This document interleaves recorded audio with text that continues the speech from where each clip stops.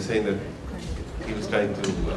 I mean, I can't imagine that this would have been seen as a propaganda film at any time, even then. There are lots of things that happen that are strange in the film, and it obviously is, it seems to be making fun of a certain propaganda aesthetic. So I can't imagine that this would have been a propaganda film even then.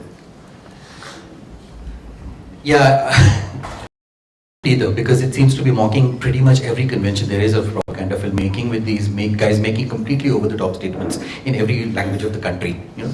But I just feel that the power of anything that is given to you by the state or by the media is immense. It truly is immense. So, so if this is running on your television set at home, like it used to be when there was only Doordarshan. So, or I mean, if we've just looked at our recent Lok Sabha election and the kind of media thing that happened around it, So the power of that media, whether it was the state earlier or now the state with the corporate sector, is absolutely immense.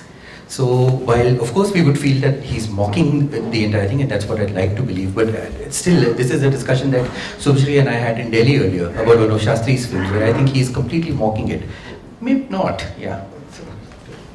No, even the earlier film about the loop. Many of the interviews I thought were almost staged, or it seemed to me like that anyway. I mean, maybe the propaganda aesthetic has also changed over the last 40 years or 50 years, but even so. Well, I think all of it is pretty much staged, and if you look at I Am 20, it's a very good job of casting that the filmmaker does. There are all these archetypes. There's a cynic, there's there's the cocky idealist, there is all these various different people, standing for something or the other. There's the air hostess who's flaky, there's the other woman who talks about Bollywood and wanting to be an actress. So all the filmmakers are pretty much handpicking these characters and doing the job of casting, and you can see that some of the interviews seem genuine. Like I feel the health worker, the female health worker that the filmmaker interviews is very self-conscious, because she's one, nervous of the camera and what she's saying, and she knows that what she's saying is only partly true. And some of the more positive stories, I think the Chandigarh story for one, or if you look at that woman who gesticulates and speaks in this very dramatic manner in Sukhdev's Voice of the People, saying everything will stop.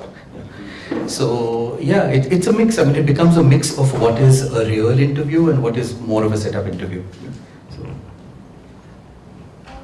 We didn't get a chance to. Okay, yes. We didn't get a chance to talk about yesterday's films, but somehow I think it's a good thing we didn't, because now I'm watching that setup. I'm watching the setup everything, keeping that in mind. And there's some things that are like very starkly changing, even though they are still being made for the government. But just people are being shot, and suddenly you're shooting them at eye level. Or very often, like in I Am 20, it's like this was the perfect way to watch it because the camera was much lower. And I think those things inform that you were talking about, and what is able to see. This is kind of observation I want to correct. Yeah. And also in the group film, there's this thing that you're saying on casting and talking to people who are not actors. The doctor who's shaky. Yeah, she's shaking and she's very conscious of the camera, and she also this and I because of what you said before the screening started, I also was thinking whether that bit of it, that discomfort was staged, or that it was just that she was in front of a camera. I guess a mix of those. Pretty much a mix of those things. And the fact that that film actually went through several revisions because they wanted to make a positive family planning film, which would then be a blatant lie. So they were told to include some actual experiences. And you can see that, is labeled actual experience because that is the brief. And sometimes you don't even change the name of that to something more. What is actual experience unless I tell you about what is the film about, So it becomes actual experience number 4 in this case, because this is the 4th version of that film. So she says, this is a fantastic thing that we're doing, but there are problems. And she knows that the problems are much worse than what is being shown here.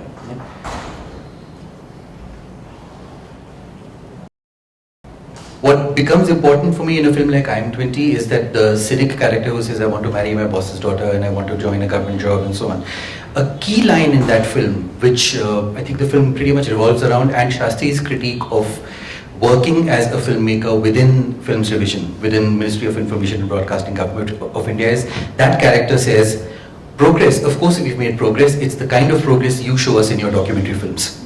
You know, it becomes a key statement for me. So, and there are other things as well. There have been people who've been studying these characters and tracing them back, and recently people have been, studying this particular film and getting back to some of the characters here, many of whom were students of IIT Bombay at that time. So, yeah, to get a sense of perspective now.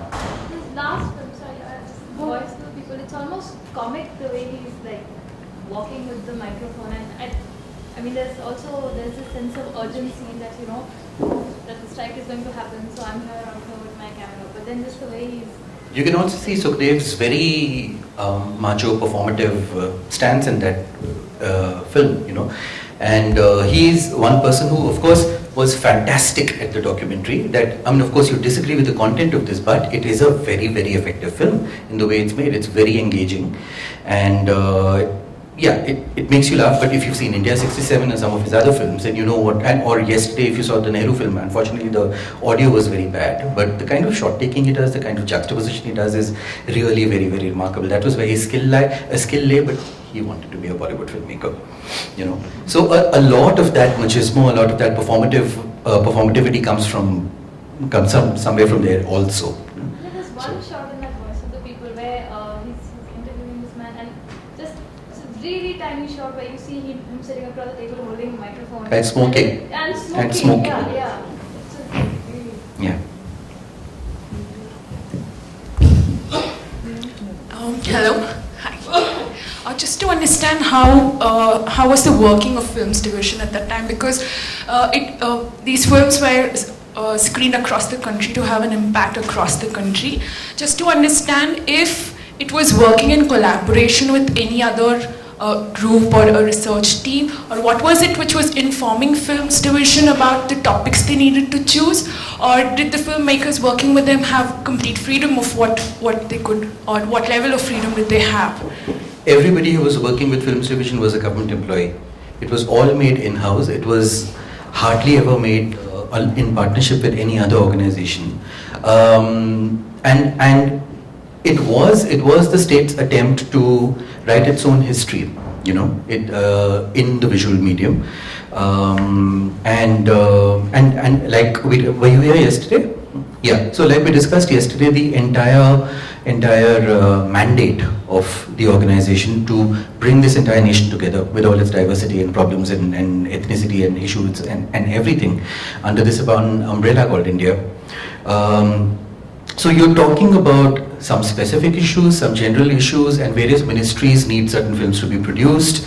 So they would get in touch with Films Division and make those films. And I mean, what we're looking at is a somewhat representative selection of what they were doing. There are some very, very specific things on particular pesticides or community radio or, certain kind of industrial production which were made for very, very niche audiences. So yeah, you're following that brief, and let's say, I mean, if you are talking about such niche work, then majority of it is really not for public viewing. It would be dreadfully boring. So you're making those, and the other thing that used to get made was this thing called the newsreel, because this is pre-television, So you would travel across the nation, and you would make these visual news capsules. There was All India Radio giving you the news, and you'll make these visual news capsules and screen them in cinema halls before the main movie. So you'd have that, and you'd have some inputs from abroad about international news. Completely controlled by the state. So.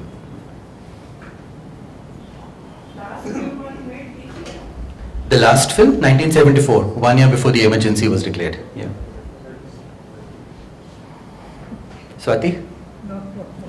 And 1 year before the emergency was declared. Or lage raho during the Bangladesh war. So just to tell you a bit about the films tomorrow, we have another film from another series, 1974 again, called Violence, What Price, Who Pays? Many people made films. Sukhdev made a film, Prabhupati made a film, Ram Mohan made an animation film, and the one that we are going to show is a 2-minute film directed by Shyam Benegal, fiction film. Followed by another film, very important film from the Films Division Archive called They Call Me Chamar, on cast, obviously, directed by Loksen Lalwani in May 1980. There are 2 films by SNS Shastri. 1973, a film called Our Indira. Needless to say what that is about, but how he does it and how he makes it a critique of the Prime Minister is fascinating. Followed by And I Make Short Films, which is very often called an experimental film, but I think it's way more than that. It is again SNS Shastri reflecting on the entire practice of making films within the state machinery. What exactly you're doing, what your brief is, what the directives are, and what the problems with that are. Completely, I mean, he cannot put it directly. He the main text of the film, so he does it by very, very clever and very blatant juxtaposition of sound and picture, of music, of Bollywood songs, of all kinds of things. And we'll end with Manikol's 1980 film called Arrival or Agaman, which is again a landmark film talking about migration into the big city. So that's the program for tomorrow. So any more questions, or should we move on to the next film?